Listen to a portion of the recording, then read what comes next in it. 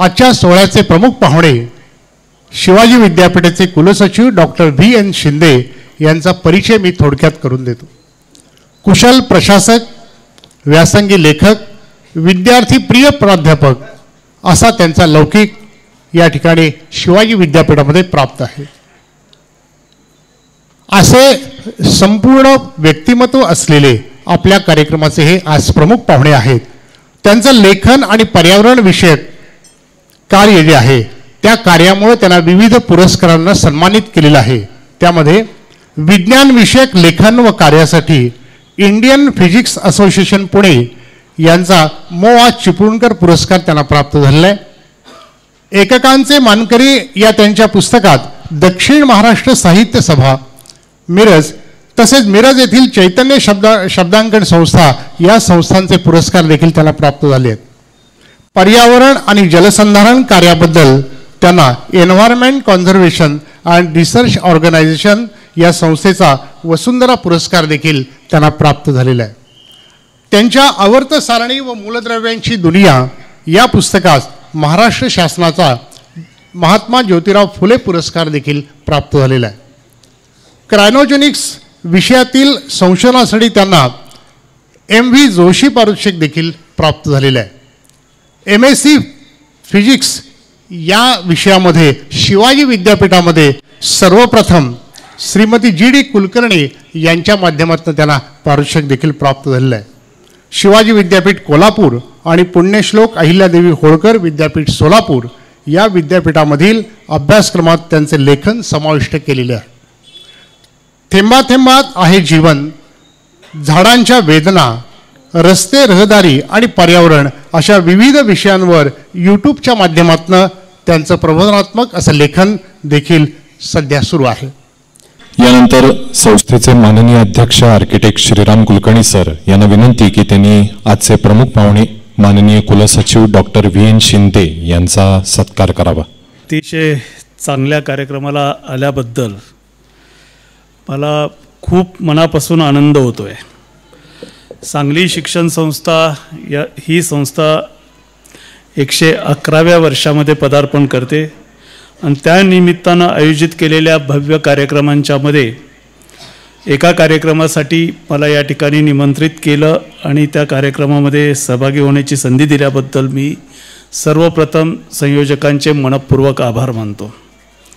त्याचं कारण असं की आदर्श निर्माण होतात आणि आदर्श पटकन पुसलेही जातात, पण आजच्या काळामध्ये असे आदर्श सातत्यपूर्ण पद्धतीनं दीर्घकाळ टिकवून ठेवणं हे खूप कष्टाचं, जोखमीचं आणि अत्यंत महत्त्वाचं एक काम आहे। काळ इतका झपाट्याने बदललेला आहे। मी एक गोष्ट सांगत असतो नेहमी, तीच या ठिकाणी सांगावीशी वाटते, कारण समाजातल्या प्रत्येक घटकामध्ये, मग तो शिक्षक असेल, प्राचार्य असेल, सर्वसामान्य माणूस असेल, शेतकरी असेल, अगदी लहान बाळ असेल, कारण आजच्या हायस्कूलच्या मुलांच्या मध्ये सुद्धा ज्या चर्चा होतात त्या चर्चा शेअर मार्केटच्या होतात। कोणतीही गोष्ट करायला सांगितली तर का करायची असा प्रश्न येतो आणि मग मला ती गोष्ट वारंवार आठवते आणि मी ती अनेक भाषणांच्या मध्ये सांगत असतो।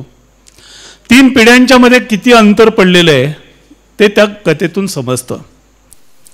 खरं सांगायचं झालं तर 14व्या-15व्या शतकामध्ये जगाच्या 2 टोकावरती 2 संस्कृती विकसित होत होत्या। त्यातली हिंद द्वीपकल्प ज्याला आपण म्हणतो किंवा भारत आणि भारताच्या आजूबाजूचे आशिया खंडातले जे देश आहेत त्या देशांच्या मध्ये विज्ञान हे अत्यंत प्रगत पातळीवर होतं, हे मान्यच करावं लागेल। मग आज आम्हाला ते सिद्ध करताना अडचण का होते? एक विज्ञानाचा विद्यार्थी म्हणून मी ज्यावेळेस त्याच्याकडे बघतो त्यावेळेस माझ्या असं लक्षात येतं की आमच्याकडे त्याची टिपणं काढून ठेवून त्याचं पुनर्निर्माण करण्याची सवय आम्ही ठेवली नाही।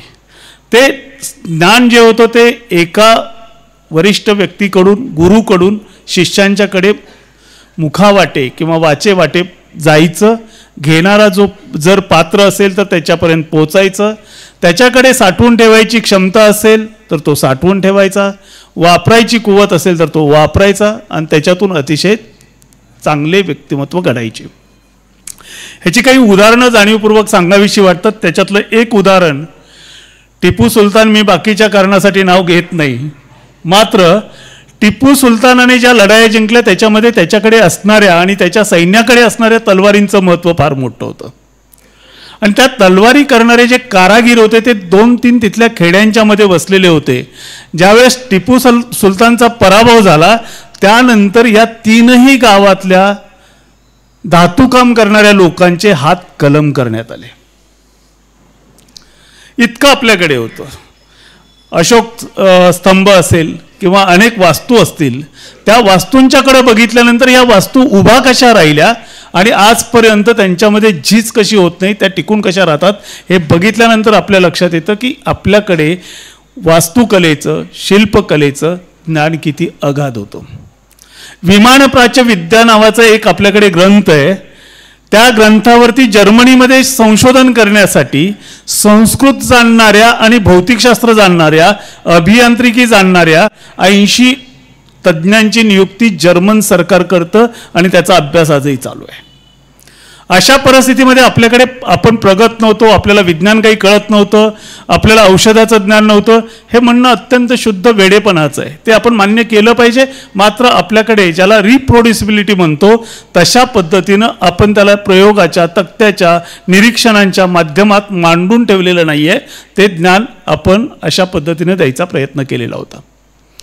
मात्र त्याच्यातून इथलं ज्ञान जे होतं ते अशा प्रगत टप्प्यावरती गेलेलं होतं की ज्याची चर्चा आज युनोपासून आपल्या गावापर्यंत, खेड्यापर्यंत आपण सगळीकडे करतो. ते म्हणजे निसर्गस्नेही जीवन प्रणाली आपण अवलंबली पाहिजे, नाहीतर या पृथ्वीवरची जीवसृष्टी टिकणार नाही. सस्टेनेबल डेव्हलपमेंट किंवा शाश्वत विकास, त्याच्यासाठी मग वेगवेगळे पॅरामीटर्स, हे सगळं आज मांडायचा प्रयत्न होतोय. पण सुरुवातीपासून ती या बाजूला आपल्याकडे विकसित झालेली होती. त्यामुळं भारतातल्या एखाद्या महाराजानं दुसऱ्या राष्ट्रावरती आक्रमण केलं आणि ते राज्य जिंकून तिथे लूट करायचा प्रयत्न केला असा एकही दाखला मिळत नाही. आपण शांतताप्रिय, निसर्गस्नेही अशी जीवन प्रणाली ज्यावेळेस इकडे म्हणजे पृथ्वीच्या पूर्व भागामध्ये, विशेषतः हिंद द्वीपकल्पात अशी संस्कृती विकसित होत होती, त्याच वेळेस पाश्चात्य राष्ट्रामध्ये शस्त्रनिर्मिती करणं, विज्ञानाचा वापर दुसऱ्यावरती हुकूमत गाजवण्यासाठी करणं आणि त्याच्यातून इतरावरती सत्ता निर्माण करून इतरांना आपल्या सत्तेच्या अधिपत्याखाली आणून त्या ठिकाणची वाटेल तशी लूट करायची जी संस्कृती आली, त्या संस्कृतीतून पुढे स्वार्थाचा प्रसार आणि प्रचार इतका मोठ्या प्रमाणात झाला आणि तो प्रचार आणि प्रसार हा 3 पिढ्याच्या अंतरातून आपल्याला दिसून येतो. ती गोष्ट मी थोडक्यात सांगणार आहे. असंच एक गाव होतं, छोटंसं खेडेगाव होतं. त्या खेडेगावामध्ये एक कीर्तन ठेवलेलं होतं आणि ते कीर्तन ऐकण्यासाठी शेजारच्या गावातली 3 लोक येतात. 3 मित्र असतात, चांगले कीर्तन ऐकतात. महाराज तिथं त्या प्रवचनामध्ये छानपैकी सांगतात की बाबांनो, जे काही मिळतं ते देवाची कृपा आहे. देवाची म्हणजे समाजाची. देव स्वतःला काही तसं मागत नाही, पण समाजाला तुमच्याकडून काहीतरी दिलं पाहिजे असं सांगतो. आणि त्यामुळं तुम्हाला जे काही मिळतं त्याच्यातला एक वाटा हा समाजाचा आहे, देवाचा आहे असं समजून तुम्ही तो बाजूला काढला पाहिजे आणि तो त्याला दिला पाहिजे. हे छानपैकी कीर्तन, बाकीचं निरूपण खूप छान होतं. मात्र त्यातला हा महत्त्वाचा भाग असतो तो त्या कीर्तनकारांनी सांगितलेला असतो. हे 3 जण ते ऐकतात आणि आपल्या गावाकडे जायला निघतात. जाताना रस्त्यात एकाचा पाय ठेचकाळतो, दुसरा लगेच बघतो तर त्याला काहीतरी पांढरी पिशवी दिसते. तिसरा म्हणतो थोडं अवजड आहे, खळ वाजले म्हणजे त्याच्यात काहीतरी आहे. पिशवी उचलतात, अंधारात उघडतात. त्यावेळेस काही भेसळ होत नव्हती, त्यामुळं सोनं अगदी खणखणीत होतं. उघडल्याबरोबर सोन्याचे मोहर आहेत हे लक्षात येतं. ते 3 जण रस्त्याने जाताना विचार करायला लागतात, आत्ताच आपण ऐकलं, काय ऐकलं तर जे काही मिळतं ते सगळे देवाची कृपा आहे. आपल्याला हे मिळाले ही सुद्धा देवाचीच कृपा आहे. आपल्याला मिळाले म्हणजे ते आपलं झालं, पण यातला एक वाटा देवाचा असला पाहिजे. 3 जण घरापर्यंत येतात. ते 3 जण विचार करतात आपण 3घांनी समान वाटून घ्यायचं वगैरे. मात्र त्यातला एक जण म्हणतो आपण आत्ताच काय ऐकलं, ह्याच्यातला एक वाटा देवाचा असतो. त्यामुळं आपण तो वाटा काढला पाहिजे. मग तो कसा काढायचा? तर ज्याला पिशवी पहिल्यांदा ठेचकाळलेला असतो त्याने पिशवी उचललेली असते, त्याच्या घरी हे तिघं गेलेले असतात, तो लगेच बायकोला हाक मारतो, अगं ये जरा बाहेर ये. सौभाग्यवती बाहेर आल्यानंतर त्यांना सांगितलं जातं हातातली एक बांगडी काढून दे. त्या विचारतात कशाला? सांगितलं तेवढं ऐकायचं. गपचूप बांगडी हातात जाते. ती बांगडी तिघंजण कडेला उभा राहतात, मध्ये ठेवतात. आता आपण खाली बसू म्हणतात. या पिशवीतल्या मोहरा तिघाच्या हातात घेऊ, आपण वर उधळू, जेवढ्या बांगडीच्या आत पडतील तेवढे आपण दान करू, उरलेल्या सगळ्या आपल्या आहेत. नेक्स्ट जनरेशन येतं, तिघंजण त्याच घरातले सुपुत्र असेच कीर्तनाला जातात, प्रवचन होतं, परत निघतात, अशीच पिशवी सापडते, घरी येतात. घरी येता येता गावाच्या कडेलाच कोतवालाला निरोप दिला जातो. बाकीच्या दोघांना कळत नाही कोतवालाला का निरोप दिला. ते सांगतात अरे आपल्याला हे देवाचा भाग काढून ठेवायचा आहे, त्यामुळं आपल्याला ते केलं पाहिजे. मग कोतवाल येतो, त्याला सांगितलं जातं गावाच्या भोवती एक रिंगण मार. या दोघांना कळत नाही कशासाठी रिंगण. ते म्हणतात आपण तिघजणांनी हातात मोहरा घ्यायच्या, उधळायच्या, रिंगणाच्या बाहेर पडलेल्या देवाच्या आतल्या सगळ्या आपल्या. थर्ड जनरेशन येतं, असंच सगळं घडतं. आता देवाचा वाटा कसा काढायचा? दारात आल्यानंतर ज्याला पिशवी सापडलेली असते तो सांगतो बाबा देव कुठं असतो? वर असतो. आपण तिघांनीही मोहरा घेऊन वर उधळायच्या, देवाला जेवढ्या पाहिजेत तेवढ्या देव काढून घेईल, उरलेल्या सगळ्या आपल्या असतील. ही परिस्थिती समाजातल्या प्रत्येक घटकाची झालेली आहे. या संस्थेतल्या शिक्षकांची झालेली नसावी असं मी मानतो. त्याचं कारण असं की आज आम्ही ज्यावेळेस समाजात बघतो त्यावेळेस अनेक शिक्षक शिकवण्याचं काम कमी, दुर्दैवानं माझ्याही वाटणीला अत्यंत अल्प, पण असे शिक्षक अनुभवायला मिळालं आणि बाकीच्या गोष्टीवर जास्त लक्ष केंद्रित करतात. एका शिक्षकाने माझ्याच गावातल्या जिल्हा परिषदेच्या प्राथमिक शाळेत असताना गावात बदली एवढ्यासाठी करून घेतली की आपल्या शेतीकडे लक्ष देता यावं, आणि असं घडत जातं. पण आज जो मी तुमच्या समोर उभा आहे त्याचं पूर्ण श्रेय मी कायमस्वरूपी शिक्षकांना देत आलेलो आहे. शिक्षक व्हायचं म्हणून शासकीय नोकरी सोडली, शिक्षकाच्या सेवेत राहता नाही आलं तरी एक कधी मला शांत बसू देत नाही. मी शिक्षकाची कामं कुठल्या ना कुठल्या माध्यमातून करायचा प्रयत्न करतो. ते तुमच्या पेशावरती अतिक्रमण आहे, पण ते लोकांनाही आवडतं म्हणून मी सातत्यानं करत राहतो. मला सुदैवाने इतके सुंदर शिक्षक भेटले आणि त्याच्यामुळेच आज मी तुमच्यासमोर उभा आहे असं ज्यावेळेस मी म्हणतो त्याच वेळेस मी दरवर्षीच्या 5 सप्टेंबरला ज्या शिक्षकाकडून मी एखादा गुण घेतलेला आहे असं मला वाटतं त्या शिक्षकाबद्दल दीर्घ लेख लिहितो. तसाच एक लेख मी काही वर्षापूर्वी लिहिला होता आणि त्याच्यातून सांगलीमध्येच सुदैवानं त्यांची कन्या शिक्षिका म्हणून काम करते, त्या शिक्षकांच्याबद्दल मला सांगावंसं वाटतं. चांगला शिक्षक कसा असतो किंवा कसा असला पाहिजे, मला जे भावलेले भेटलेले शिक्षक आहेत त्यांच्या उदाहरणाच्या माध्यमातून सांगतो. मी त्यावेळेस BSc भाग 1चा विद्यार्थी होतो. लिहिण्याची सवय हे वडील असलेल्या शिक्षकांनी माझं अक्षर गोठवण्यासाठी आणि 3री पर्यंत केवळ शिक्षण झालेल्या मातेनं माझे उच्चार सुधारण्यासाठी जे कष्ट घेतलेत त्याला तोड नाही आहे. त्यामुळे पहिले तेच माझे गुरु आहेत. पुढे लिहित राहायला लागलो. शाळेतले निबंध, शिक्षकांनी कान पकडणं, आणखी कुठे चिमटे घेणे असे प्रसंग माझ्या वाटणीला सुदैवाने खूप कमी आले. आजच्या काळात तुम्हाला ते भाग्य मिळत नाही आहे, कारण कायद्यानं तुमच्यावरती बंदी घातलेली आहे. असा प्रयत्नही करत नसाल आता तुम्ही, तुमची सुद्धा सवय, जे रिटायरमेंटला आलेले शिक्षक आहेत त्यांची सुद्धा सवय आता मोडलेली असेल, पण आम्हाला ते भाग्य लाभलं. भाग्य लाभलं कशासाठी म्हणतोय त्याचं कारण मी पुढे आणखी एका किस्स्यामध्ये सांगणार आहे. पण हा BSc भाग 1चा किस्सा मी सांगतो. मी A ग्रुपचा विद्यार्थी होतो आणि A ग्रुपचा विद्यार्थी म्हणजे गणित, भौतिकशास्त्र, इलेक्ट्रॉनिक्स आणि केमिस्ट्री. आमच्या महाविद्यालयामध्ये वनस्पतीशास्त्राला श्याम कुलकर्णी नावाचे एक शिक्षक होते, आता इथं पण आहेत, ज्यांचा सत्कारही झाला. तर श्याम कुलकर्णी नावाचे सर होते, त्यांचा विषय होता बॉटनी. आणि मी BSc भाग 1लाच असताना असेच आमच्या मित्र जे होते आम्ही सगळ्यांच्यामध्ये लुडबुड करायचो. त्यावेळेसपासूनची सवय आहे बरं का. आत्ता जे मी म्हटलं की तुमच्या पेशावरती मी अतिक्रमण करतो, तर त्यावेळेसपासून. तर काही पत्रकार मित्रही होते जे लॉचा अभ्यास करायचे, त्यांचं ग्रॅज्युएशन पोस्ट ग्रॅज्युएशन झालेलं होतं आणि आम्ही BSc पार्ट 1चे विद्यार्थी म्हणजे टीन एजमधले, पण मैत्री. आणि त्याने मग सांगितलं, अरे तू एवढं चांगलं निबंध स्पर्धेत वगैरे लिहितोयस, आमच्या पेपरसाठी पण लेख लिही की. लिहितो. मग रामानुजन यांची जयंती होती, एक लेख छानपैकी लिहिला, पाठवला. आता मित्रच तिथं आहे, त्याने संपादकाला दाखवला, पुरवणीमध्ये छापला छानपैकी. फिजिक्सच्या शिक्षकांनी माझं कौतुकही केलं, खूप छान लिहिलं वगैरे वगैरे. प्रॅक्टिकल करत असताना हे श्याम कुलकर्णी सर फिजिक्सच्या प्रयोगशाळेत आले. तिथं माझ्या शिक्षिका बसलेल्या होत्या, वैशाली धायगुडे मॅडम.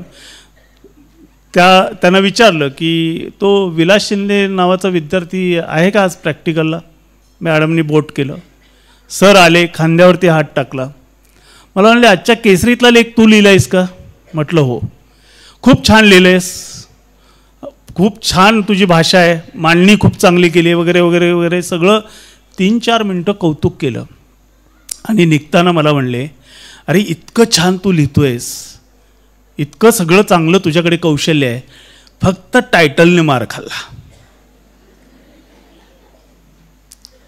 मला कळेना, त्या काळात संपादक खरंच काम करायचे. संपादकाने तो अंतिम करून छापलाय म्हणजे त्याच्यात चूक नसणारच असा आत्मविश्वास असलेलो मी, ज्या सरांचं नाव फक्त माहीत आहे असे सर येतात, त्यांच्या कथाकथनाबद्दल तोपर्यंत आमच्या कानावरती बरीच कीर्ती आलेली होती. वनस्पतीशास्त्राचे शिक्षक मराठीतलं कथाकथन खूप छान करायचे, ते फिजिक्सच्या लॅबमध्ये खांद्यावरती हात टाकून लेखाचं कौतुक करतात आणि टायटलनं मार खाल्लं. मला थोडा धक्का बसला. म्हणलं काय झालं सर. म्हणले ध्रुव कसा असतो. म्हणलं अढळ. तुझ्या लेखाचं शीर्षक काय. म्हणलं गणित शाखेतील अढळ ध्रुव रामानुजन. म्हणले जे अढळ आहे त्याला परत अढळ म्हणायची गरज काय. आणि नंतर त्यांनी 2 ते 3 वाक्य सांगितली. ती वाक्य अशी होती, शीर्षक हे छोटं असावं, लेखात काय मांडलंय ते त्याच्यातून प्रतिबिंबित व्हावं, आणि शीर्षक वाचून माणसाला तो लेख वाचायची उत्सुकता निर्माण झाली पाहिजे. वनस्पतीशास्त्राच्या शिक्षकानं भौतिकशास्त्राच्या प्रयोगशाळेत येऊन हा खाटाटोप कशासाठी केला, तर ज्याच्याकडे एखादं कौशल्य आहे ते कौशल्य त्याच्यातलं अधिक विकसित व्हावं म्हणून. आणि शिक्षकाची ही खरी भूमिका राहिली पाहिजे की तो कॅटॅलिस्ट असला पाहिजे, कॅटॅलिस्ट असला पाहिजे, उत्प्रेरक असला पाहिजे. जे विद्यार्थ्यांच्या मध्ये आहे ते त्याला करू द्यायला पाहिजे. तो करत असताना कुठे चुकतोय त्या ठिकाणी फक्त बांध घातला पाहिजे. शिक्षकाच्या खूप व्याख्या आहेत, खूप लोकांनी मोठ्या मोठ्या खूप काही बोलून ठेवलेलं आहे. त्यातल्या मला काही लोकांचं जे आवडतं त्याच्यामध्ये कबीर जे म्हणतात ते खरं सांगायचं झालं तर गुरुचं मोठेपण सांगणार आहे. गुरु गोविंद दोहो खडे, गुरु गोविंद दोहो खडे, काके लागू पाय, बलिहारी गुरु अपने, बलिहारी गुरु अपने, गोविंद दियो बताय. गुरु आणि गोविंद, गुरु आणि देव दोघं उभा आहेत, मी कुणाच्या पाया पडू असा प्रश्न पडतो. त्यावेळेस मी गुरुच्या पाया पडणार, कारण त्यांच्यामुळेच मला भगवंताचं दर्शन झालेलं आहे. आणि शिक्षक काय आहे हे आपल्याकडच्या अत्यंत लोकप्रिय असलेल्या श्लोकातून सांगितलेलं आहे, पण ते कुठल्या अर्थानं कोण घेतं मला माहीत नाही. गुरुर ब्रह्मा गुरुर्विष्णू गुरुर्देवो महेश्वरा गुरु साक्षात परब्रह्म तस्मै श्री गुरुवे नमः. याच्यामध्ये जे सांगितलेलं आहे त्याच्यामध्ये ब्रह्म विष्णू आणि महेश यांना जे आपल्या संस्कृतीमध्ये 3 कार्य दिलेली आहेत, ती कार्य त्यानं विद्यार्थ्यांच्या साठी वापरायची आहेत, करायची आहेत. ब्रह्माचं काम आहे सृष्टीची निर्मिती करणं, विष्णूचं काम संगोपन करणं, आणि महेशाचं काम आहे विनाश करणं. शिक्षकानं विद्यार्थ्यांच्यामध्ये सद्गुणांची निर्मिती करावी. संगोपन विष्णू जसं निसर्गाचं सृष्टीचं संगोपन करतो तसं या कलागुणांचं त्यांनी संगोपन केलं पाहिजे. आणि त्याच्यामध्ये जर काही विकार असतील, दोष असतील, तर त्याचा विनाश हा महेशाप्रमाणे केला पाहिजे. आणि असा गुरु हा सर्वांच्या उपर आहे. ही सगळ्यात मला भावणारी गोष्ट आहे. आणि मग या शिक्षकाच्या बाबतीत आज जे चित्र दिसतं मला खूप आनंद वाटतो. आणि मी सुरुवातीलाच म्हणलं की हे माझं भाग्य आहे की अशा कार्यक्रमाला मला येता आलं की या ठिकाणी शिक्षकांच्या प्रत्येक कार्याची नोंद घेतली गेली आणि त्याच्यासाठी सर्व प्रकारचे कौशल्य दाखवणाऱ्या शिक्षकांचा या ठिकाणी सत्कार झाला. अध्यक्ष साहेबांनी मला सुरुवातीला सांगितलं की खूप बक्षीस आहेत, खूप सत्कार आहेत, तुम्हाला थोड्या पेशन्स ठेवावे लागतील. कॉन्व्होकेशनची सवय असलेल्या माणसाला हे काही वाटत नाही. तर पण हे खूप कौतुकास्पद आहे आणि अशा या कार्यक्रमामध्ये येणं हे खूप आनंददायी आहे. त्याचं आणखी एक कारण मी सांगणार आहे, पण ते पुढे. ही संस्था जी आहे, ह्या संस्थेत शिक्षक व्हायचं म्हणून आलेले बरेच दिसतात. काही जमलं नाही म्हणून बीएडला ॲडमिशन टाकलं आजच्या भाषेमध्ये. घरच्यांनी जरा प्रेशर टाकलं म्हणून डीएड केलं, बीएड केलं आणि होती जाहिरात अर्ज करायचा म्हणून केला आणि त्या ठिकाणी नोकरी लागली असं दिसत नाही. हे खूप कौतुकाचं आहे. आणि मला मागे मर्जे सरांच्याबरोबर चर्चा करताना एक गोष्ट कळाली की संस्थेमध्ये शिक्षकाची नियुक्ती होत असताना योग्य उमेदवार नाही मिळाला तर पद रिक्त ठेवलं जातं. पण आजच्या युगातही त्या पदावरती अपात्र व्यक्तीची किंवा जो या संस्थेच्या ध्येय धोरणाशी सुसंगत नाही अशा व्यक्तीची चुकूनही नियुक्ती केली जात नाही. हे आजच्या काळात बघायला मिळणारं एक दुर्मिळ चित्र या संस्थेमध्ये आजही प्रत्यक्षात घडतं, याचा मला मनस्वी आनंद आहे. आणि अशा संस्थेमध्ये आज या ठिकाणी तुमच्या पुढं मनोगत व्यक्त करण्याची संधी मिळते, हे आणखी खूपच महत्त्वाचं आहे. शिक्षकाचं विद्यार्थ्याच्यावरती प्रेम तर असलंच पाहिजे. आज माझी मुलं शिकली म्हणजे मी सगळ्या भूमिकातून गेलेलो आहे. माझं बालपण आणि बाकीच्या गोष्टी ज्या आहेत ते यावर्षीच योगायोगाने एका दिवाळी अंकामध्ये मी मांडल्या. आणि ज्या काळामध्ये बालवाडी, माझं गावाचं थोडं वैशिष्ट्य सांगायला पाहिजे तुम्हाला. माझ्या गावाला आजही एसटीचं चाक लागत नाही. माझ्या गावाला आजही एसटीचं चाक लागत नाही.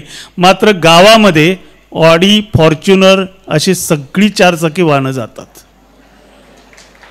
गावाची लोकसंख्या आजही 834 आहे, पण कोल्हापुरातला बेस्ट कार्डिओलॉजिस्ट माझ्या त्या खेड्यातला आहे.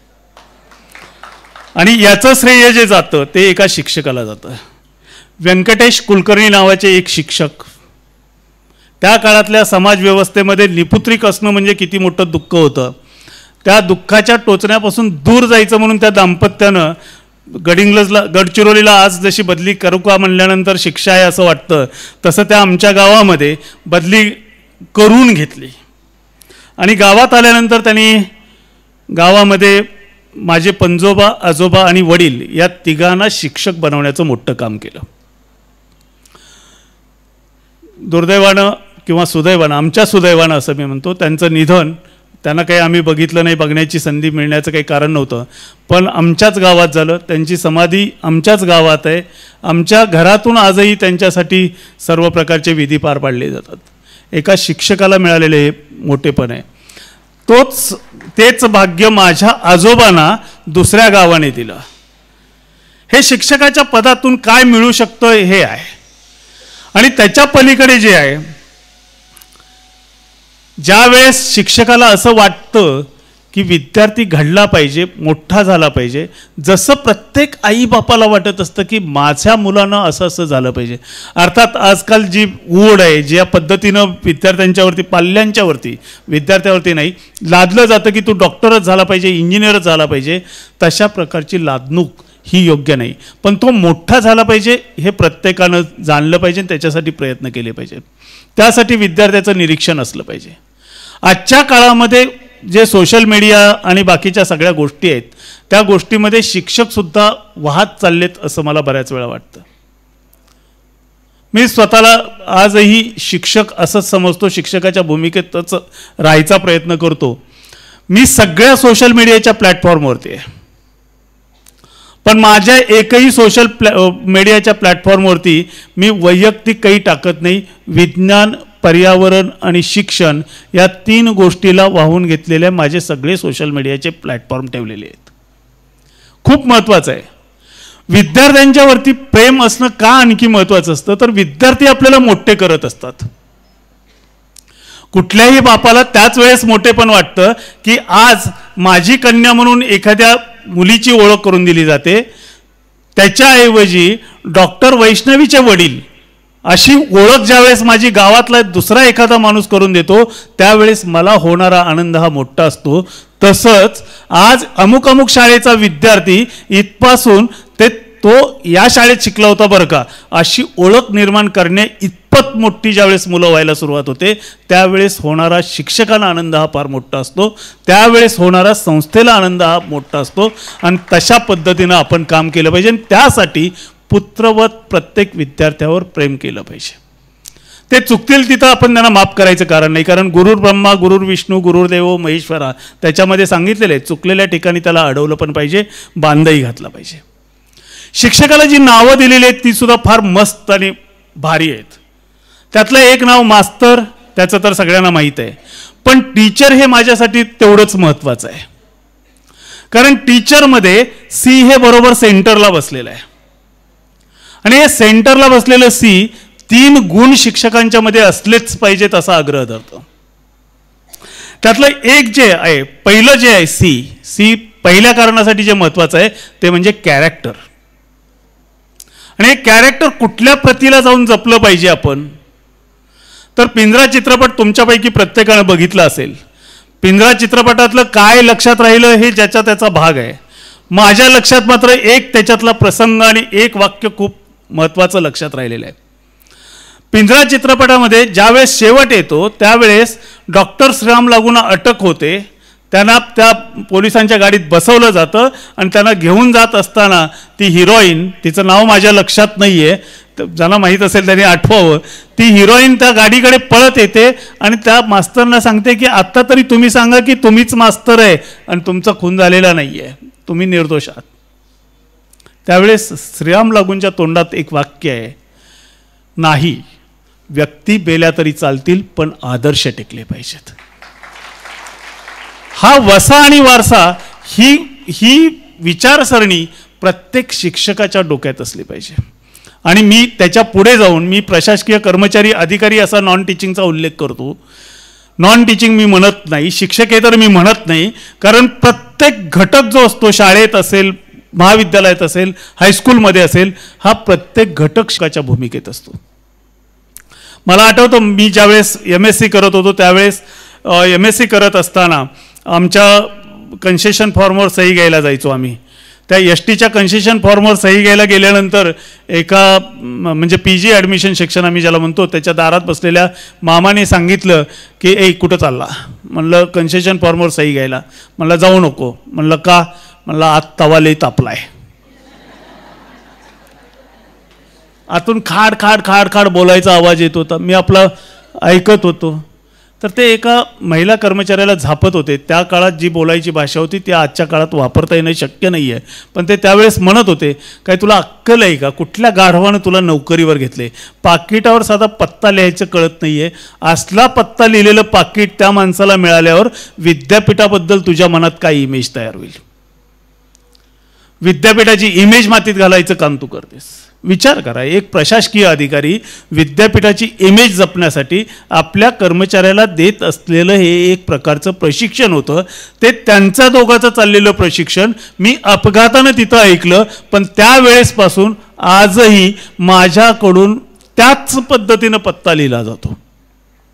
ही शिकवण एका प्रशासकीय अधिकाऱ्यानं मला दिलेली आहे.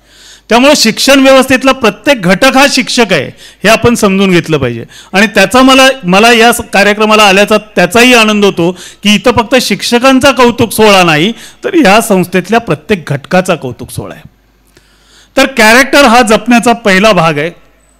दुसरा घटक जो आहे सीने सुरू होणारा तो म्हणजे क्रिएटिव्हिटी. प्रत्येक शिक्षकाकडे क्रिएटिव्हिटी असली पाहिजे. आमच्या सिनियर कॉलेजच्या शिक्षकांच्या बऱ्याच वेळा मी बघतो त्या नोट्स फाटायला आलेले असतात, मात्र बऱ्याच वेळा त्याच नोट्स, दरवर्षी त्याच नोट्स. सिलेबस बदलला आहे, सिलेबस बदलला तरी यांच्या नोट्स बदलत नाहीत, कारण सिलेबसमधले पॉईंट्स बऱ्याच वेळा तेच राहतात.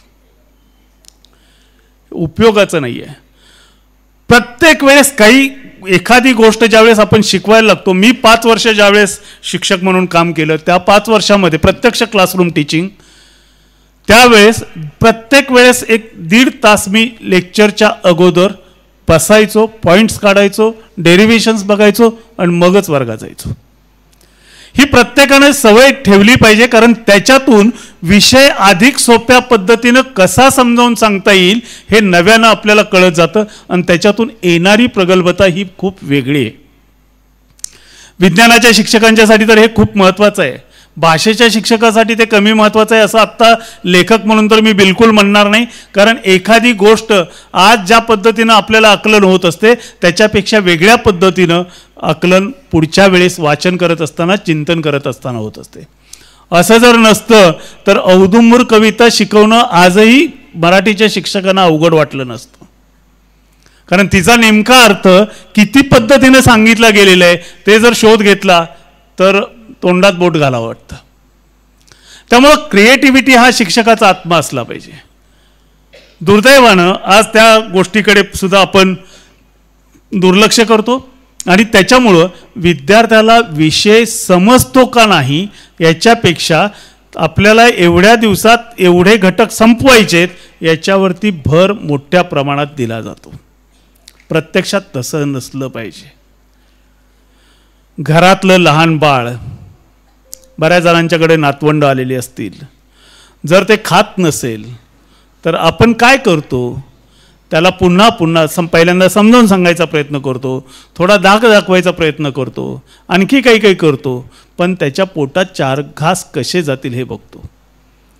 विद्यार्थ्याला हे ज्ञानाचे घास भरवण्यासाठी आपण आहोत, त्याच्या गळी कसं उतरेल हे जर आपल्याला बघायचं असेल तर आपल्याला पुन्हा पुन्हा त्याचं वाचन करणं, नवनिर्मिती करणं या सगळ्या गोष्टींच्याकडे जायला पाहिजे. आणि सगळ्यात शेवटचा भाग C ने सुरू होणारा जो आहे तो म्हणजे कॅटॅलिस्टची भूमिका. विद्यार्थी करतायत ते त्यांना करू द्या. अनुभवातून शिकलेलं जे असेल ते विद्यार्थी कधीही विसरत नाही आणि त्याच्यासाठी त्याला कायम प्रेरणा द्यायचं, उत्प्रेरकाचं काम आपण केलं पाहिजे. तुला हे प्रॅक्टिकल करायला सांगितले, तुला प्रोजेक्ट करायला सांगितले. सायन्स एक्झिबिशन ज्यावेळेस बघतो आम्ही त्यावेळेस त्या विद्यार्थ्यांच्यापेक्षा शिक्षकांनीच जोडाजोडी जास्त केलेली असते, काही कामाची नाही आहे. मग काय होतं, एखादी काहीतरी अडचण आली नेमकं त्याच वेळेस जर परीक्षक आले तर शिक्षकाला बोलता येत नाही परीक्षकांच्या समोर आणि विद्यार्थ्याला नेमकं काय केलं ते माहीत नसतं. विद्यार्थ्यांना अत्यंत चांगला हुशार विद्यार्थी असला, त्याला ते कळत असलं तरी तो तिथे एक्सप्लेन करू शकत नाही आणि चांगल्या विद्यार्थ्याचं आपण नुकसान करतो. त्यामुळं कॅटॅलिस्टच्या भूमिकेत आपण राहिलं पाहिजे आणि आजचे विद्यार्थी हे आपल्यापेक्षा हुशार आहेत हे पहिल्यांदा आपण स्वीकारलं पाहिजे. मी कायम म्हणतो की विद्यार्थ्यामुळे शिक्षक मोठा होत असतो. त्याचं माझ्या बाबतीतलं सुद्धा एक खूप छान उदाहरण आहे, जरी मी प्रत्यक्षात खडूफळ्यावरती शिकवत नसलो तरी. विद्यार्थी हे खरंच आपल्याला शिकवत असतात आणि त्या विद्यार्थ्याला अशा पद्धतीने ज्यावेळेस आपण प्रमोट करायला लागू त्यावेळेस त्या विद्यार्थ्यांच्याकडून उत्तमातल्या उत्तम गोष्टी घडत असतात. मी आवर्त सारणी व मूलद्रव्यांची दुनिया ज्याच्याबद्दल ओळख करून देताना आपल्या गोसावी सरांनी सांगितलं की आवर्त सारणीच्या पुस्तकाला महाराष्ट्र शासनाचा पुरस्कार मिळाला. त्या पुस्तकाची स्टोरी फार इंटरेस्टिंग आहे आणि मी त्याच्यामुळे म्हणतो की विद्यार्थ्यांच्यामुळे मी सुद्धा आज काही अंशी का होईना मोठा झालो. मी लोकमतमध्ये एक लेखमाला लिहित होतो आणि एका आठवड्यातल्या लेखासाठी मला विषय मिळत नव्हता. विषय मिळत नसल्यामुळं काय झालं की मग या आठवड्यातलं या महिन्यातलं महत्त्वाचं काय आहे असं शोधत होतो आणि शोधता शोधता एक ओळ मला सापडली. 2019 हे international year of periodic table म्हणून युनोनं डिक्लेअर केलं आहे. अरे वा म्हटलं, चला 400 शब्दांचा लेख लिहायला अतिशय चांगला विषय मिळाला आणि त्याच्यावरती मी लेख लिहून टाकला, धन्यवाद मेंडेलिव्ह. 400 शब्दांचा लेख पेपरमध्ये प्रसिद्ध झाला. न्यू कॉलेज, राजाराम कॉलेज आणि विवेकानंद कॉलेज या 3 कॉलेजची 2-2, 3-3 मुलं माझ्याकडे आली आणि मला सांगायला लागली की सर या विषयावरचं तुमचं व्याख्यान पाहिजे. आता हे स्वतः ओढावून घेतलेलं धर्मसंकट होतं. माझा विषय फिजिक्स,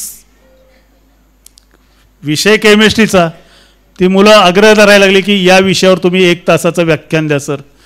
बरं, आता पिरियॉडिक टेबलवर 1 तास बोलता येईल हो फिजिक्सच्या माणसाला, पण विद्यार्थ्यांनी प्रश्न विचारले तर त्याची उत्तरं द्यायची अक्कल पाहिजे की.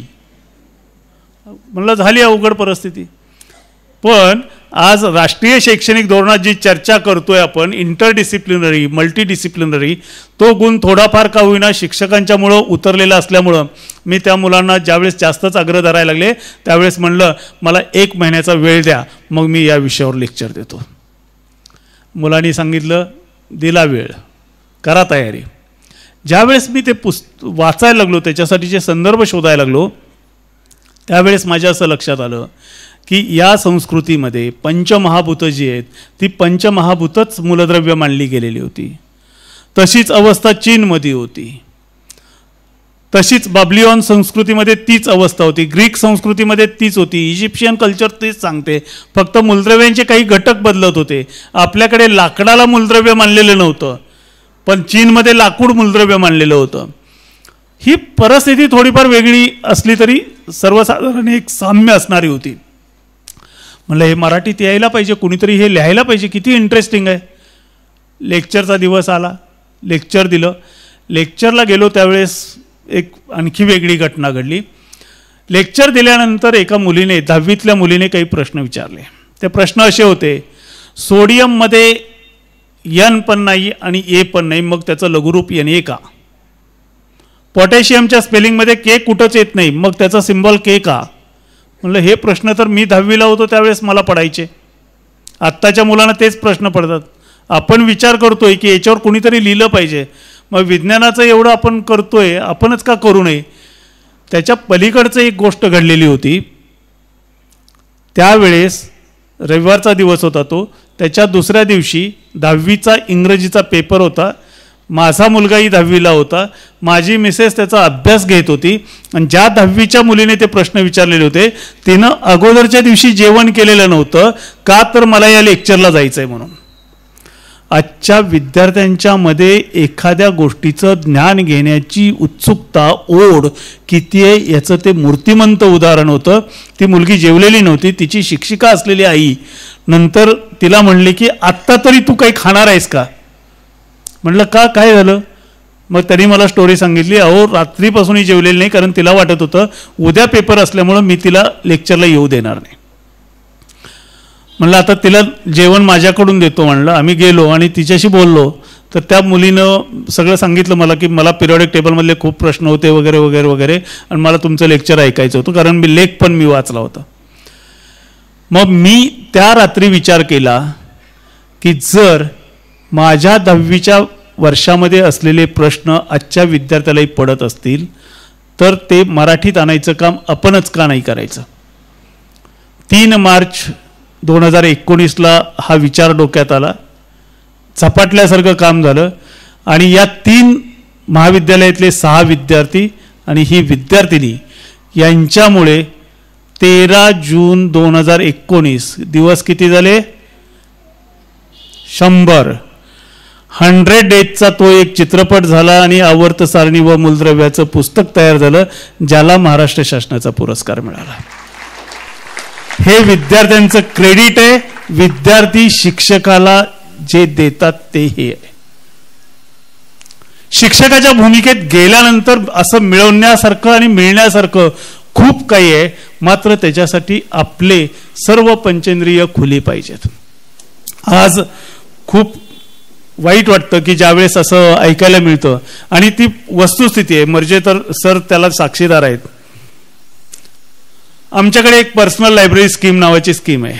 त्यासाठी 3 लाखाचा निधी UGC पूर्वी द्यायचं, आता विद्यापीठाच्या निधीतून त्याची तरतूद केली जाते. मात्र या पर्सनल लायब्ररी स्कीमचं वैशिष्ट्य असं आहे, 10% डिस्काउंटवर तुम्ही पुस्तकं खरेदी करायची. 1800 रुपयाची पुस्तकं खरेदी केली तर त्यातले 900 रुपये विद्यापीठ देतं, म्हणजे 900 रुपयामध्ये तुम्हाला 1800 रुपयाची पुस्तकं मिळतात. मात्र आजही संपूर्ण निधी खर्ची होत नाही. हे चित्र आहे आणि हे चित्र थोड्याफार प्रमाणात जसं सोन्याच्या मोहरांचं मी उदाहरण सांगितलं तसंच इथंही घडतं. सगळ्याच स्तरावरच्या शिक्षकांच्या मध्ये सुद्धा पुस्तकाच्या बद्दल थोडीशी खरेदी करण्यामध्ये कंजूशी आहे. मी माझी पुस्तकं घ्या अजिबात सांगणार नाही आहे, पण घेतली पाहिजेत पुस्तकं. का घेतली पाहिजेत पुस्तकं? त्याचं मूळ कारण इथं आहे की तुमचं व्यक्तिमत्व परिपूर्ण व्हायचं असेल, तुम्हाला सर्जनशील राहायचं असेल, तुम्हाला विद्यार्थ्यांना नवं काही द्यायचं असेल तर तुम्हाला वाचलंच पाहिजे. आजचं जनरेशन फार फास्ट आहे, आजचं जनरेशन फार पुढे आहे. दुर्दैवानं 45च्या पुढच्या गेलेले तर शिक्षक किंवा व्यक्ती हे मान्य करायला तयारच नसतात, पण त्याच्या अलीकडची लोक सुद्धा फार शहाणा लागून गेला असं अनेकदा विद्यार्थ्यांना म्हणतात, त्यावेळेस वाईट वाटतं. पण ही पिढी पुढची किती पुढे गेलेली आहे ह्याचं एक साधं उदाहरण जे आपल्या घरात प्रत्येकानं बघितलेलं आहे. तुम्ही जर नवीन अँड्रॉइड फोन घेतलेला असेल तर तो फोन वापरताना आपल्याला काही अडचण आली तर आपण आपल्या दिवट्या किंवा दिवटीकडे देतो, आणि त्यावेळेस मात्र त्याची मदत घेताना आम्हाला थोडी सुद्धा काही वाटत नाही. त्यावेळेस त्याचं ज्ञान आम्ही वापरत असतो. मान्य करायला पाहिजे ना आपण, आपल्यापेक्षा पुढचं जनरेशन आहे ते, त्याची आकलन क्षमता तंत्रज्ञानाच्या बाबतीत अद्वितीय आहे, अजोड आहे. त्याला त्या स्पीडनं जर आपण डिलिव्हर करायचं असेल, त्याच्याबरोबर जर आपण ट्यून राहायचं असेल तर आपण त्याच्यासारखं व्हायचा प्रयत्न केला पाहिजे. आणि हे करणं कधी शक्य आहे तर त्याच्यासाठी आपलं वाचन चांगलं पाहिजे. आणि वाचन फक्त करायचं म्हणजे खूप छान वाक्य असतात, वाचाल तर वाचाल, दरवर्षी आपण ऐकतोच. वाचाल तर वाचाल म्हणजे नाही वाचलं तर मरणारच, अशा पद्धतीनं त्याचा अर्थ घेतो. पण ते खरं आहे, लौकिक अर्थानं आपण त्या पेशातून मरतो. त्यासाठी वाचलं पाहिजे. आणि वाचन करत असताना फक्त वाचाल तर वाचाल हे असलं सांगून उपयोग नाहीये, तर वाचनातून शेवटच्या टप्प्यापर्यंत जाण्याचा प्रवास आपण त्या विद्यार्थ्याला सांगितला पाहिजे. आपला कल आजच्या घटकेला सुद्धा शिक्षक म्हणून, आणि हा प्रत्येकाने अनुभवलेली गोष्ट असू शकते, मुख्याध्यापकांनी जास्त प्रमाणात अनुभवलेली, शिक्षकांनी कमी प्रमाणात. पण तुम्ही एक विचार करा, आपण लेटर रायटिंग 8वीच्या विद्यार्थ्यापासून, काही शाळांच्या मध्ये स्कॉलरशिपच्या निमित्तानं तर त्याच्या खालच्या वर्गापासून आपण शिकवतो.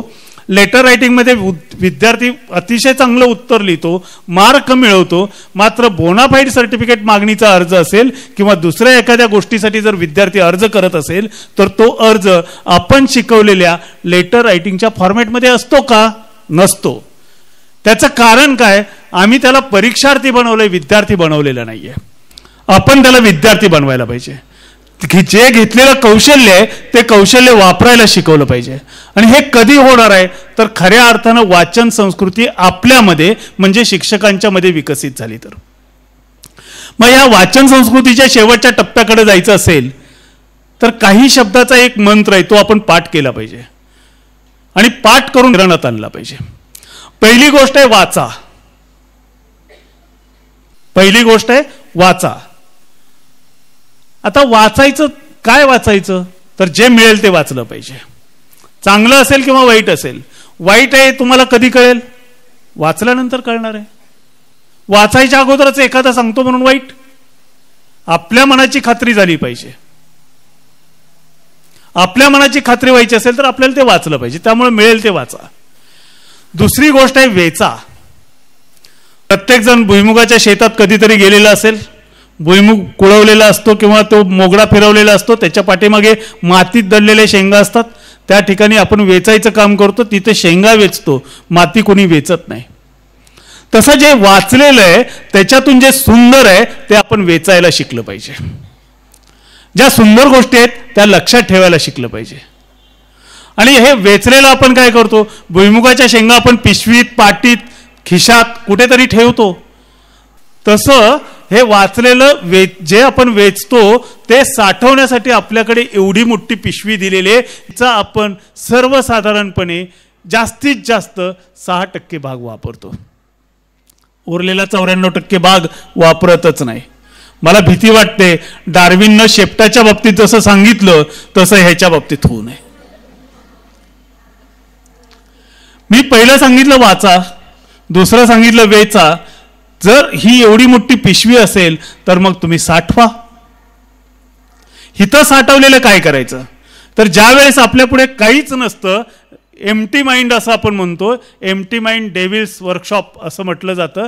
ते डेव्हिल्स वर्कशॉप होऊ द्यायची गरजच नाही. जर या ठिकाणी वाचलेलं जे सुंदर आहे ते वेचलेलं असेल आणि इथं साठवलेलं असेल तर त्याला रिकॉल करा. रिकॉल केल्यानंतर काय होईल? आपण चिंतन करायला लागू, त्या गोष्टीचा विचार करायला लागू.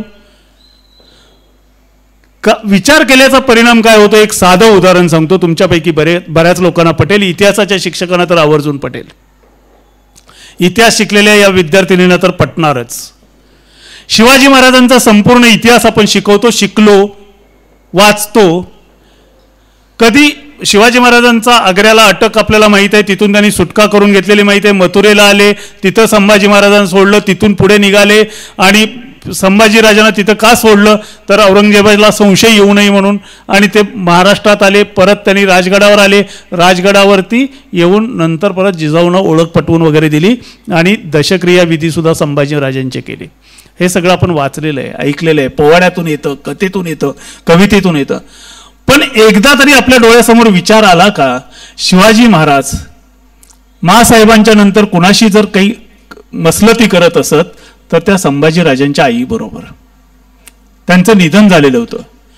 बिन आईचं पोर, स्वराज्य जे निर्माण केले त्याचा वारस, बिन आईच्या पोराला अनोळखी प्रदेशात शेकडो किलोमीटरवरती सोडून येताना बापाच्या मनाला यातना काय झाल्या असतील याचा कधी आपण विचार करतो का? फक्त आम्ही शिवाजी महाराज फार मोठे राजे होते एवढं सांगून सोडतो, पण त्यांनी दुःख यातना काय भोगल्या की ज्याच्यामुळे हे मोठेपण त्यांना प्राप्त झालं याचा विचार कधीच करत नाही. कारण आम्ही फक्त वाचतो, पाठ करतो आणि परीक्षेमध्ये उतरतो. परीक्षेत उतरल्यानंतर ते विसरूनही जातो. वाचा वेचा 60वा 8वा म्हणत असताना त्यावेळेस आपलं चिंतन जे सुरू होतं त्या चिंतनातून अशा प्रकारे ती व्यक्तिमत्व कळायला सुरुवात होते आणि त्यानंतर मग ते आपल्या उच्चारामध्ये यायला लागतं, आचरणामध्ये यायला लागतं आणि आपोआप प्रत्येक व्यक्तिमत्व अशा सवयी जे लावून घेतं ती व्यक्तिमत्व वाचनातून अतिशय उन्नत व्यक्तिमत्व म्हणून पुढे यायला सुरुवात होते. हा प्रवास जर आपल्या विद्यार्थ्यांचा व्हायचा असेल तर प्रत्येक शिक्षकानं स्वतःमध्ये हे गुण अंगी बाणवायचा प्रयत्न केला पाहिजे. आणि त्याच्यासाठी गुड टीचर्स जे काय ते वर्गात सांगायचं, मोकळं व्हायचं. बेटर टीचर एक्सप्लेन्स, का गोष्ट घडते, कशी गोष्ट घडते इथपर्यंत सांगतो. पण बेस्ट टीचर मोटिवेट्स हा भाग शिक्षकांच्या कार्यशैलीमध्ये सातत्यानं दिसला पाहिजे. आणि तो जर दिसायचा असेल तर आपलं आचरण हे खूप महत्त्वाचं असलं पाहिजे. मी अगोदरही सांगितलं तसं मला खूप उत्कृष्ट शिक्षक भेटले. जाता जाता फक्त एक किस्सा सांगतो. गोष्ट चुकीचं कोण बरोबर कोण हे अजूनही मला सापडलेलं नाही, पण त्याच्यातून एक झाडांच्यावरती प्रेम करणारा माणूस घडला असं मात्र मी निश्चित म्हणतो. आम्ही ज्यावेळेस आमच्या गावच्या त्या छोटेखानी शाळेत शिकत होतो त्यावेळेस 2-2 वर्ग एका ठिकाणी बसवायचे. एकच हॉल होता. पहिली आणि दुसरी एका शिक्षकाकडे, तिसरी आणि चौथी दुसऱ्या शिक्षकाकडे अशी वाटणी. 2 शिक्षक होते, ते शिकवायचे. ते शिकवत असताना इकडचे गप्प असायचे, म्हणजे त्यांना गणित सोडवायला सांगितली जायची किंवा पाडे लिहून काढा म्हणून सांगितलं जायचं, लिखाण काम करायला दिलं जायचं आणि तिकडचे शिक्षक शिकवत असायचे. एकदा आमच्या वेळेस तो पांडवांनी नागवंश नष्ट करण्यासाठी खांडववन जाळल्याचा एक धडा होता आणि तो धडा ते गुरुजी शिकवत होते. इतकं छान वर्णन करत होते की कान सगळे तिकडं लागलेले होते. ते वन पेटलं, आगीच्या ज्वाळा उडत होत्या, जीव वाचवण्यासाठी कीटक वर उडी घेत होते आणि त्यांना टिपण्यासाठी ते काळे पक्षी त्या ज्वालांच्यावरती घिरट्या मारत होते वगैरे. आता असला वनवा कधीच बघितलेला नव्हता. आणि मग त्या गुरुजींनी इतकं समरसून असं वर्णन केलेलं होतं की वनवा बघायची इच्छा निर्माण झाली.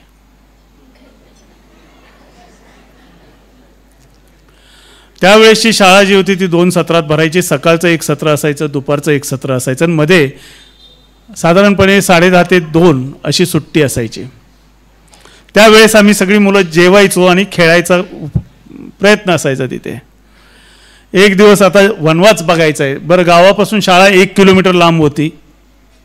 आजच्या तरुण मुलांना, तरुण विद्यार्थिनींना 1 किलोमीटर जायचं म्हणजे खूप मोठं जायचं असं वाटायला लागतं. पण त्यावेळेस आम्ही जायचो, काही वाटायचं नाही. त्यावेळेस चप्पल न घालता जायचो सगळेच. तर असं त्या शाळेच्या तिथं कडेला एक असं टेकडी होती. त्या टेकडीवर छानपैकी गवत आलेलं होतं. ते कुसळाचं गवत होतं आणि कुसळं त्याच्यातून बाहेर पडली की जनावरं त्याला तोंड लावत नाहीत. त्यामुळे गवत तसंच होतं, ते वाळायला लागलेलं होतं. जानेवारी महिना होता साधारण. आता वनवा बघायचाच हे मनाने उचल खाल्लेली असल्यामुळं एक दिवस अस्मादिकानी काडीपेटी जी चुलीवर ठेवलेली होती, आई शेतात गेलेली होती, ती काडीपेटी खिशात घातली, गेलो, जेवण केलं, पोटात दुखते असं सांगितलं आणि खेळायला जायचं टाळलं.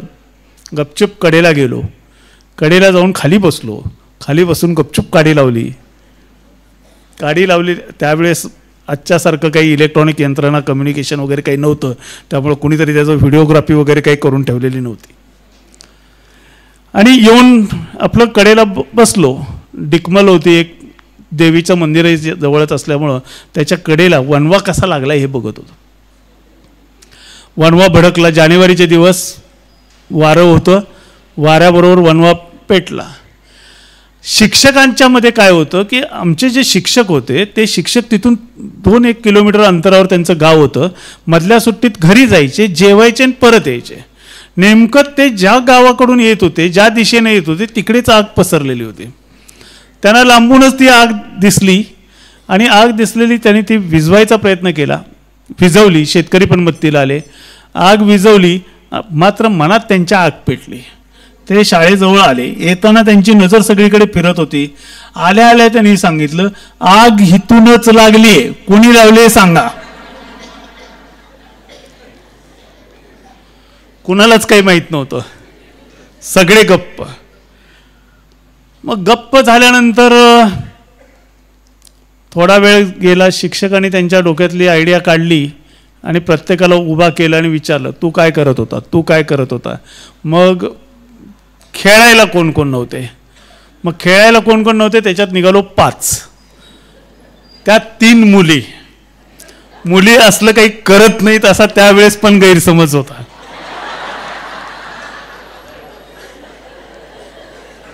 राहिले 2. त्यातला एक जण एवढं खटकन म्हणला, सर मी माझ्या आईकडे जेवायला गेलतो, तुम्ही वाटल्यास तिला विचारा, बोलवून घेतो मी माझ्या आईला. ते पण बाजूला गेलं.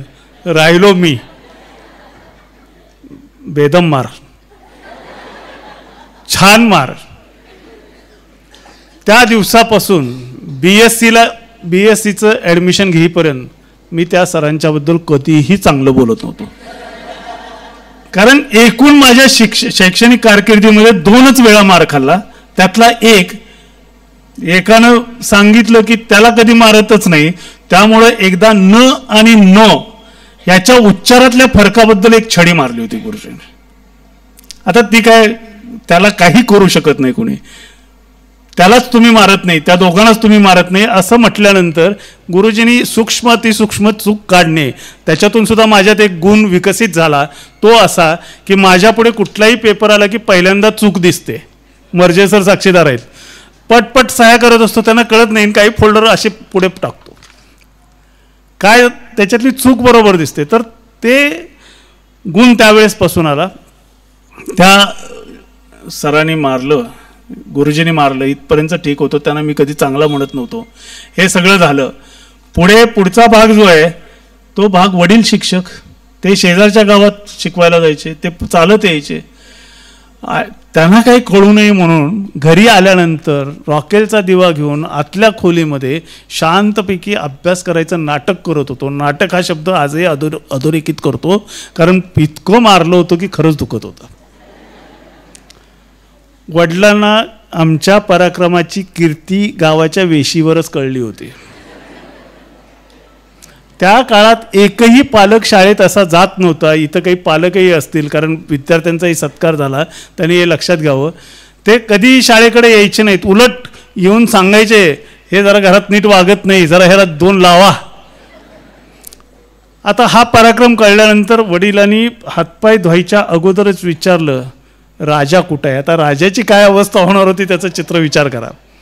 आईनं सांगितलं आता अभ्यास करतोय. काही न बोलता आत आले, उचललं, बडवलं.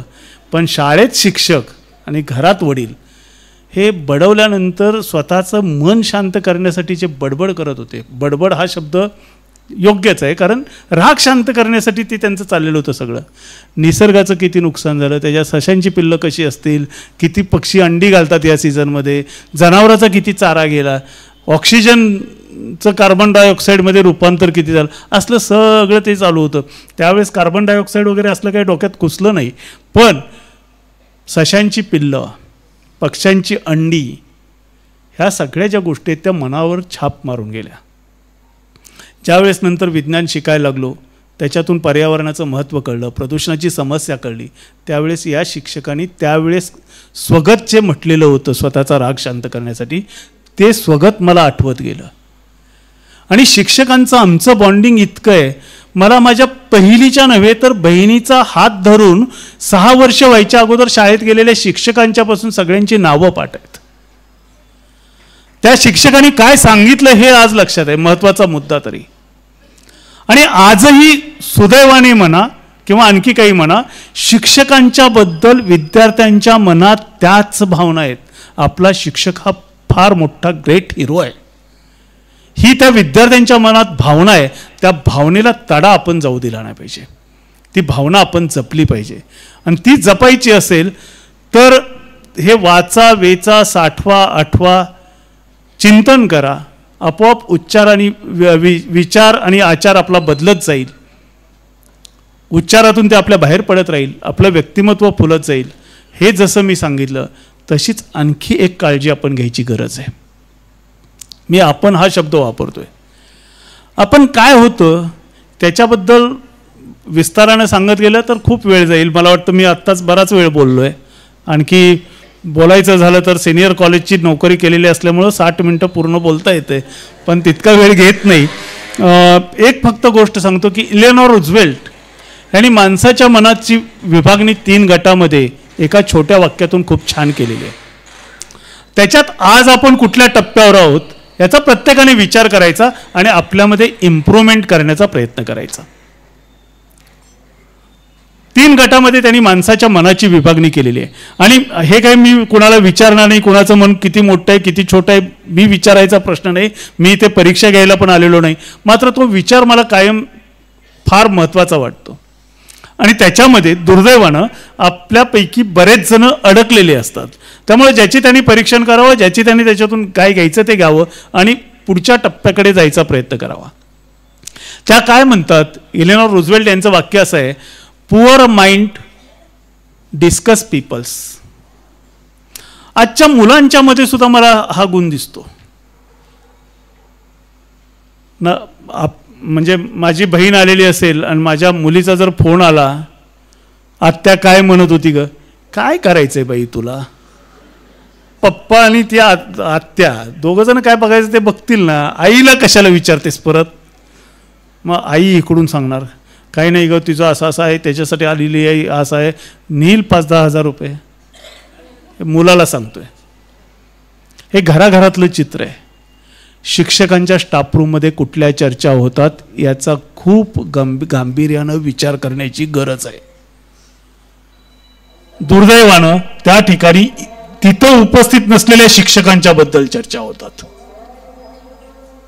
दुर्दैवानं आपण जर अशा चर्चा करत असू तर इलेनॉर रूझवेल्ट यांनी केलेल्या, ही माझी डेफिनेशन नाहीये, माझं प्रमाण नाहीये, इलेनॉर रूझवेल्ट यांनी केलेल्या या व्याख्येनुसार आपण कोत्या मनाचे आहोत.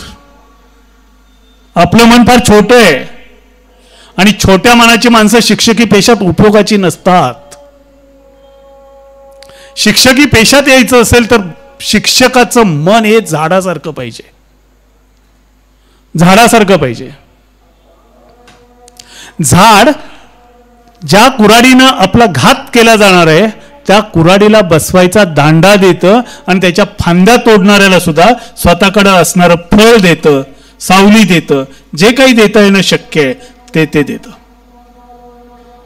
जर आपण दुर्दैवानं स्टाफ रूममध्ये एकत्र आल्यानंतर 4 चौघामध्ये दुसऱ्या व्यक्तींच्या बद्दल, त्यातही तिथं उपस्थित नसलेल्या व्यक्तींच्या बद्दल चर्चा करत असू तर आपलं मन हे कोतं मन आहे, ते आपण इमिजिएट बदलायला पाहिजे.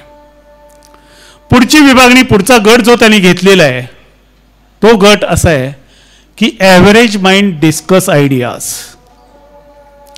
काय संयोजकांना पडलं होतं, त्या शिंदे सरांना बोलावलं, कुणीतरी एखादा चांगला शिक्षक बोलवायचा ज्याला आदर्श शिक्षक राष्ट्रपती पुरस्कार विजेता होता अशा माणसाला बोलवायचं, त्याचं व्याख्यान ठेवलं असतं तर त्याने आणखी चांगलं सांगितलं असतं. काहीतरी नॅशनल एज्युकेशन पॉलिसीवर बोलले असते. काल बोललेत ना, विनय सहस्त्रबुद्धे सर बोललेत, ते पुस्तकही आहे, वाचण्यासाठी आहे, पण आपण अशा गोष्टीवरती चर्चा करत राहतो. पण ठीक आहे, त्या घटनेचं मूल्यमापन करण्याची कुवत तुमच्यात आहे.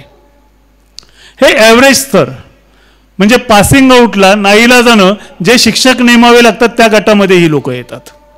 निदान ते कार्यक्रमाबद्दल तरी बोलतात. मात्र तिथं थांबून शिक्षकाचा उपयोग नाही, कारण तो खऱ्या अर्थानं शिक्षकच होऊ शकत नाही. राजन हरसे यांचं एक पुस्तक मला वाचायला मिळालं. त्याच्यामध्ये त्यांनी शिक्षकांच्याबद्दल फार छान लिहिलंय. अयोग्य शिक्षक जर नेमला तर पिढी बर्बाद केली जाते. शिक्षक नसल्यामुळं फारसा फरक पडत नाही.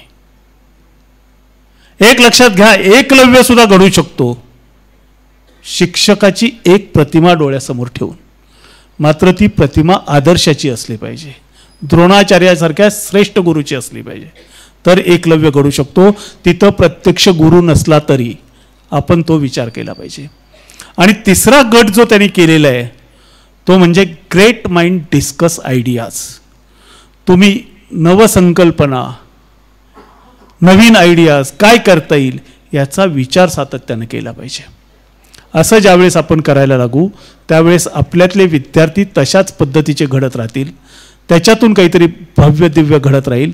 त्या मुलांना मोठी स्वप्न पडायला सुरुवात होईल.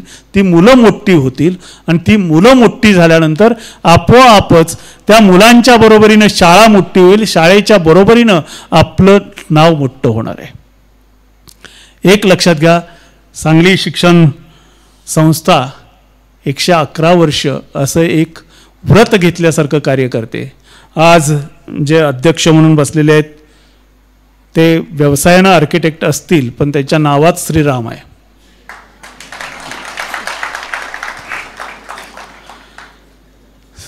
श्रीराम कुलकर्णी सर, उपाध्यक्ष विजय भिडे सर आहेत, श्रीराम विजय आहेत. आणि संस्थेचे कार्यवाह जे आहेत ते शिवा गोसावी शिव आहेत. तसंच माध्यमिक समन्वय समितीच्या कार्यवाह ज्यांच्या नावात माया आहे, माया खटके मॅडम आहेत. आणि प्राथमिक समन्वय समितीच्या कार्यवाह ज्या आहेत त्या स्मितांजली आहेत, स्मितांजली जाधव मॅडम. अशी ही सगळी माणसं एक एक वेगळा गुण, वेगळा पैलू घेऊन तुमच्यासमोर उपस्थित आहेत. संस्थेचे सर्व पदाधिकारी या संस्थेनं ज्या पद्धतीनं कार्य करण्याचं उद्दिष्ट ठेवलेलं आहे त्याच पद्धतीनं आजही कार्य करते. टेक्नॉलॉजी बदललेली असेल, बाकीची माध्यमं बदललेली असतील, तुमच्या सोयीसुविधा बदललेल्या असतील, पण संस्था आपलं व्रत बदलत नाही.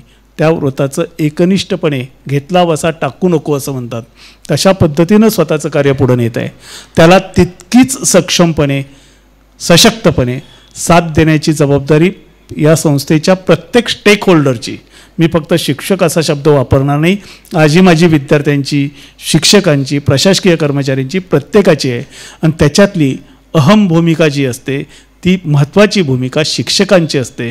आपण सर्वजण गुरु आहात, गुरुजन आहात. तुम्ही सर्वजण चांगलंच काम करताय अशी माझी नम्र धारणा आहे. मात्र एलेनॉर रूझवेल्टनी सांगितलेल्या पट्टीमध्ये, मापनामध्ये आपण कुठं बसतोय याचा प्रत्येकानं विचार करावा. त्याच्यामध्ये जर काही सुधारणा करण्याची गरज असेल तर ती अवश्य करावी. आणि संस्थेचं जे काही उद्दिष्ट आहे त्या उद्दिष्टाला पूरक असं प्रत्येकांच्या हातून कार्य घडावं. ते कार्य तुमच्या हातून घडणारं इतकं मोठं असावं की तुमच्या कार्याची कीर्ती दशदिशात पोचावी. युनेस्को सारख्या संस्थेला तुमच्या कार्याची दखल घ्यावी असं वाटावं.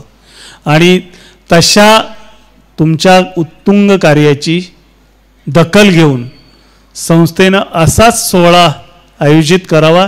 त्या सोहळ्याचा भाग्य होण्याचंही मला नशीब लाभावं अशी एक नम्र अपेक्षा व्यक्त करतो.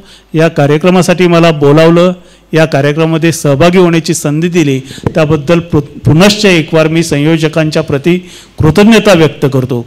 आपण सर्वांनी माझे कडू तिखट